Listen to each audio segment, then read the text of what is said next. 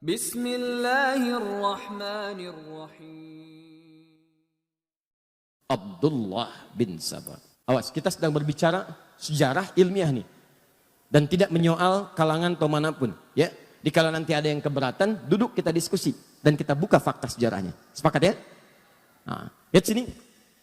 Ini, di antara tokoh Yahudi, yang konon disebutkan dalam sejarah pura-pura masuk Islam. Dan ini salah satu sosok yang terwarisi oleh tipikal buruk Yahudi-Yahudi sebelumnya. Padahal Nabi sudah obati itu. Aus Hazrat, saya persaudarakan kata Nabi. Yahudi-Yahudi yang lain silahkan boleh tinggal. Kita berniaga, dudukan, bikin piagam Madinah. Tapi apa yang terjadi? Ada yang berkhianat. Suku-suku yang 3 tadi saya sebutkan tadi berkhianat. Menyalahi kesepakatan. Bahkan ada yang hendak membunuh Nabi. Apa yang Nabi lakukan? Allahu Akbar. Yang sudah buruk tak terobati, maka dihukum dengan hukum negara. Hukum, eksekusi. Yang lain keluar. Mereka keluar diusir dari Madinah. Bukan karena Nabi yang usir, karena perilaku mereka sendiri. Sebelum ke Madinah itu tidak pada diusir. Usir ini, diusir ini, diusir. Ditanggung di Madinah, diperbaiki. Diberikan pelayanan yang bagus. Cuman berbuat onar juga. Maka dikeluarkan karena perjanjian yang sudah dibuat. Nah itu ketika menyebar keturunannya, menyebar sifat-sifatnya, maka diantaranya tertularkanlah kepada sosok ini. Ini eksis di zaman sahabat Uthman bin Affan radhiyallahu ta'ala anhu. Ketika Uthman menunjuk kerabat-kerabatnya yang pakar-pakar di bidang ekonomi itu menempati pos-posnya, maka orang ini bergerilya langsung masuk bukan di wilayah Madinah. Karena kenal Madinah itu. Orang Madinah semua kenal Uthman. Uthman itu orang baik, gak mungkin nepotisme, gak mungkin milih yang salah dan sebagainya. Maka dia masuk ke wilayah yang sulit dijangkau pada saat itu untuk memberikan informasi yang cepat. Datanglah dia ke Mesir di Afrika Utara. Dari Mesir. Mesir itu bukan Arab ya, secara geografis. Mesir itu Afrika Utara. Cuma bahasanya bahasa Arab. Secara kebahasaan disebut negara Arab. Tapi secara geografis disebut dengan Afrika Utara. Masuk wilayah Afrika Utara. Sama dengan Libya, Tunisia, Maroko, Aljazair itu wilayah Afrika Utara. Maka dia datang ke Mesir. Apa yang dia katakan di Mesir? Dia sebarkan isu bahwa khalifah saat ini, satu, telah melakukan nepotisme. Nepotisme. Dia pilih kalangan dari kerabat-kerabatnya saja. Tahan sebentar. Tahan. Sesuatu yang dituduhkan kepada orang lain dan itu tidak nyata, maka dalam bahasa Al-Quran itu disebut dengan fitnah namanya. Jelas? Sesuatu yang dituduhkan kepada orang lain dan sifatnya tidak nyata, maka itu disebut dengan fitnah namanya. Keburukan orang lain dibincangkan, nyata sifatnya, tanpa sepengetahuannya, maka itu disebut dengan gibah namanya. Jelas? Maka dituduh Uthman dengan sesuatu yang tidak nyata. Tuduh. Maka muncul fitnah. Uthman nepotisme. Dan berita ini kan gak seperti kita sekarang. Kalau sekarang ada berita di Amerika, sekian detik bisa kita klik. Kejadian di Rancaekek, kita berdoa semoga Allah muliakan dan sabarkan saudara-saudari kita insya Allah.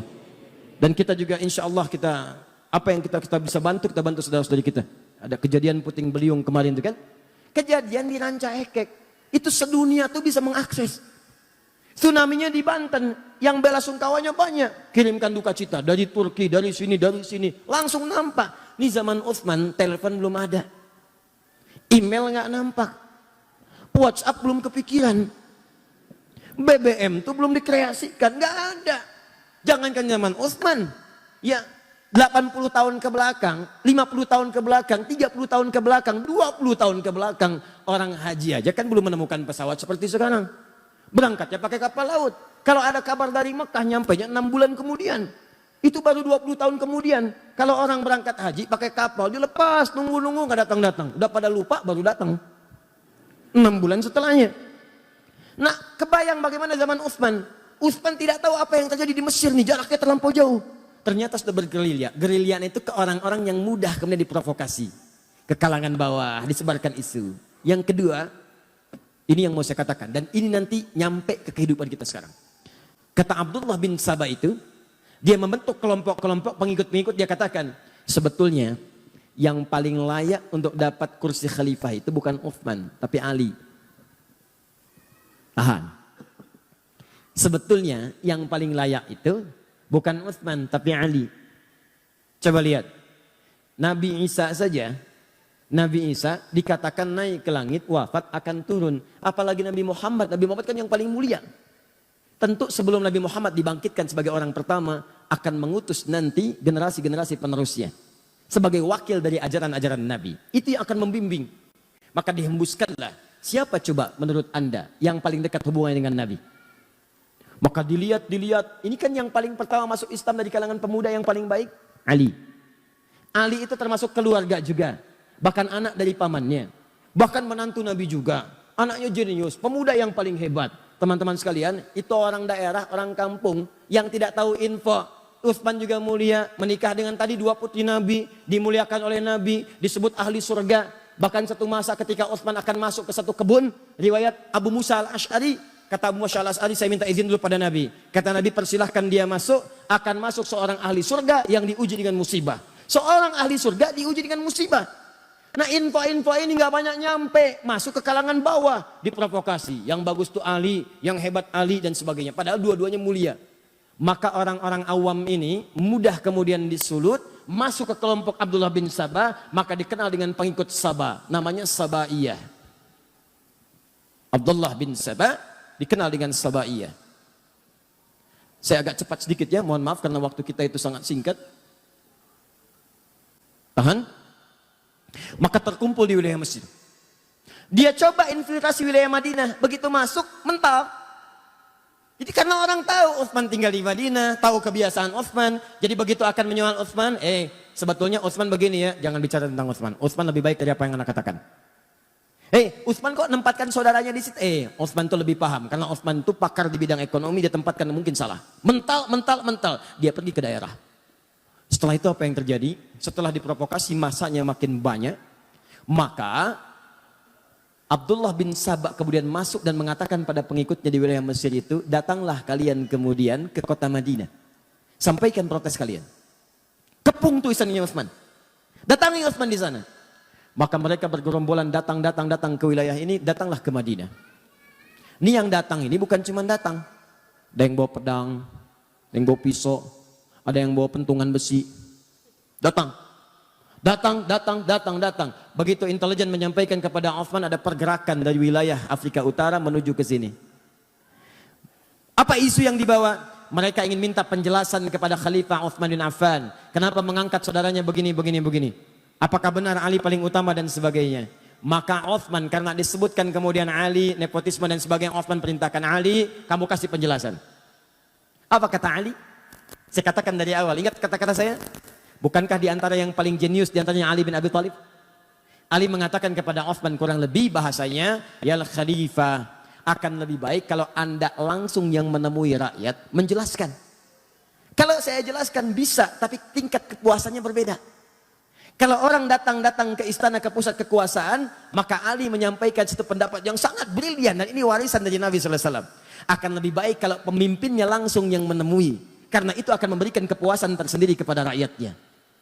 Utsman ketika mendengar usulan itu, bagus usulannya, baik saya akan temui. Demikianlah kalau di lingkaran sekitaran pemimpin ada orang-orang yang mengusulkan kebaikan, maka pemimpinnya akan ikutan baik. Beda kalau di sekitarannya ada orang-orang yang tidak baik. Orang dah datang berbondong-bondong, ini pergi. Ini jadi masalah. Lalu, saya sedang berbicara tentang hal yang lain ya. Jangan pikirkan yang tidak-tidak. Ya.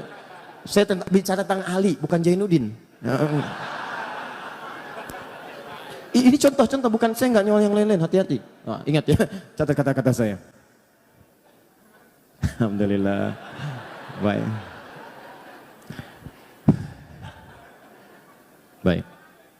Alhamdulillah.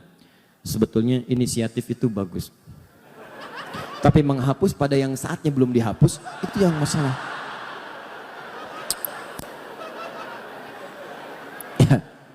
Itu sampai jangkrik aja nyari, mana tulisannya katanya. Ini jangkrik Mekah nih, ada ke sini. Oh lalat, nih saya tulis lagi ya. Lihat nih. Quran surat kedua ayat 1. Kamu ada pindah dulu. Lihat sini, udah ya. Pindah langsung pergi. Ayo hapus lagi. Alhamdulillah. Sudah? Maka Utsman menerima usulan Ali bin Abi Thalib. Kemudian disampaikanlah, diterima itu semua. Ayo datang, terima dengan lembut. Kalau bahasa kita, kenapa kemari? Kami nggak puas, marah tuh masa. Utsman tenang aja. Tenang aja, marah ini itu. Itu nggak ditahan tuh. Bawa pedang dibiarin, bawa pentungan dibiarin. Bahkan Utsman kasih pengumuman. Tidak boleh ada di antara semua keluarga saya, semua sahabat dan kerabat semuanya, yang kemudian menghunus pedangnya untuk melarang mereka. Menghunus pedangnya untuk bisa mencegah mereka. Biarkan mereka dengan pedangnya datang. Dan Utsman hadapi dengan kelembutan. Kembalikan ke sarungnya, kata Utsman. Maka Ali tidak mengeluarkan. Bahkan berkomentar, kalau saya ingin sekali jadi pembela Utsman pada saat itu. Tapi kalau saya keluarkan, maka saya jadi orang pertama yang bermaksiat pada pemimpin saya. Maka semua taat kepada pemimpinnya, sarungkan, masukkan kembali, biarkan mereka datang. Maka semua menunggu. Dan Utsman meminta, semua kerabat-kerabat yang ada dekat saya, pulang kalian ke rumah. Pulang. Karena yang akan diminta pertanggungjawaban saya oleh Allah, maka saya akan hadapi. Semua diminta pulang. Supaya Utsman ingin menunjukkan bahwa persoalan kebijakan ditanya, saya jelaskan sendiri. Dan supaya tidak terkesan bahwa Utsman itu beraninya kalau cuma ada teman-teman di sampingnya. Maka diminta pulang, tinggal keluarga intinya saya di istana. Datanglah orang-orang itu dengan jumlah yang sangat banyak, bahkan di riwayat disebutkan melebihi jumlah sahabat yang memang pada saat itu sudah ada di lingkarannya. Datang mereka, apa kata Utsman? Setiap ditanya, jawab. Setiap ditanya, jawab. Teman-teman, yang paling menarik, terpuaskanlah orang-orang ini dengan jawaban Utsman sampai mereka memutuskan untuk kembali ke Mesir. Tapi apa yang Anda tidak ketahui adalah, begitu Utsman melakukan dialog dengan masyarakat tadi, Abdullah bin Sabah mengintai apa yang dijawab oleh Utsman. Begitu melihat tanda-tanda orang-orang ini puas dengan jawaban Utsman, maka dia pergi lagi ke kerabat Utsman bernama Marwan bin Hakam. Dia sampaikan, ada orang-orang yang berniat memang mencelakai Utsman. Tuh lihat, datangnya aja bawa pedang. Datangnya bawa besi. Datangnya bawa pisau. Maka tolong kamu buatkan memo, dituliskan di kopnya, kop pemerintahan, kop khusus untuk Utsman. Karena ini keluarga kerabat tidak tahu nih, dan belum sempat klarifikasi ke Utsman karena tempatnya berbeda, datang cepat tuh. Marwan kerabat, orangnya baik juga. Maka apa yang terjadi? Dituliskan di situ. Perintahkan kepada gubernur Mesir, ketika mereka datang sampai sana, tolong hukum mereka karena mereka berniat untuk mencelakai khalifah. Apa yang terjadi? Orang-orang ini kembali kemudian ke Mesir dengan perasaan yang sudah puas dengan jawaban Utsman bin Affan. Tapi di perjalanan mereka dibisikin lagi oleh Abdullah bin Sabah. Tahukah kalian buruknya Utsman bin Affan? Utsman itu beda dengan Ali. Utsman itu kalau di depan bilangnya A, di belakang bisa B. Kalau nggak percaya, kalian dititipin surat kan? Masa sih? Masa lihat? Oh ternyata ada satu kelihatan bawa surat. Begitu kelihatan, coba buka suratnya. Mungkin buruk untuk kalian. Begitu dibuka, terbukalah kemudian di situ perintah untuk mengeksekusi orang-orang ini karena mencoba untuk membunuh khalifah. Maka mereka marah. Dikira Utsman yang melakukan tipu daya. Maka datang mereka kembali mengepung langsung tanpa bicara, tanpa apa-apa. Utsman kamu penipu, Utsman kamu pembohong. Datang langsung merangsak, jumlahnya cukup banyak. Kembali ke istana. Begitu Utsman mendengar teriakan-teriakan itu, Utsman mengatakan, aku tidak pernah menulis itu. Kamu pembohong, kamu ini. Orang marah pak. Orang marah nggak dikasih Indomie juga akan berhenti marahnya. Oh ini itu. Bohong kamu, bohong ini, bohong itu. Tadi saya katakan dari awal, Utsman punya kebiasaan apa kalau sedang gelisah? Baca Al-Quran. Maka masuklah beliau kemudian ke ruangannya, baca Al-Quran. Apa yang dibaca sampai juga dengan ke Ali Imran ayat 173 dibaca, itu indah sekali maknanya. Sampai terus dibaca, ada yang menyebutkan riwayat bahwa beliau kemudian ketiduran, saat sedang tiduran bermimpi bertemu dengan Nabi SAW. Dengan Umar, dengan Abu Bakar As-Siddiq radhiyallahu ta'ala anhuma. Kata Rasulullah disampaikan, Abu Bakar menyampaikan, Umar menyampaikan. Terakhir kata Abu Bakar dan Umar, wahai sahabat mulia, kamu jangan dulu buka ya, nanti kamu bukanya bersama kita dengan Rasulullah SAW. Dalam keadaan puasa, sedang baca Al-Quran, bertemu bersama Nabi, Umar dengan Abu Bakar As-Siddiq radhiyallahu ta'ala anhuma. Apa yang terjadi? Kata Abu Bakar dengan Umar, kamu jangan dulu buka. Nanti bukanya bersama Rasulullah SAW. Maka terbangun dari situ, sedang baca Al-Quran, tiba-tiba tanpa diduga ada orang-orang yang masuk menerobos, datang lewat jendela. Ada datang lewat atas dan sebagainya. Ya. Ada riwayat menyebutkan Ali yang mendengar situasi ada kekacauan langsung mengutus anaknya Hasan. Hasan Husain berangkat ke sana. Lihat apa yang terjadi. Kalau situasi tidak bagus, tolong jaga Utsman. Apa yang terjadi? Begitu sudah sampai sana, didorong Hasan dengan Husain menjauh mereka. Saat ada keributan keluar itulah beberapa orang naik ke atas, ada yang naik ke atap, ada yang masuk lewat jendela. Maka mereka langsung mendobrak, langsung masuklah ke kamar Utsman bin Affan. Ada satu orang pertama dikisahkan diberikan julukan dengan Mautul Aswad.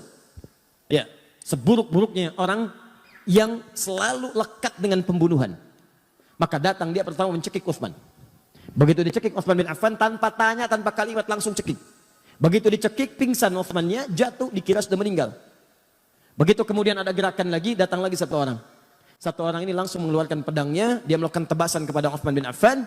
Ya, lalu Utsman mengatakan, inilah darah pertama yang menghadirkan pembunuhan. Maka saat itu datang lagi yang lain menghantam. Gak terima dengan perkataan Utsman. Datang yang satu lagi, apa yang dia lakukan? Allahu Akbar. Maka orang ini mengeluarkan besi tadi yang saya katakan, potongan besi, maka ditusukkan. Ada yang mengatakan tusuk dari depan sampai tembus belakang. Dan dari nyanggutnya. Sampai kemudian ada yang merasa bersalah, dia pergi.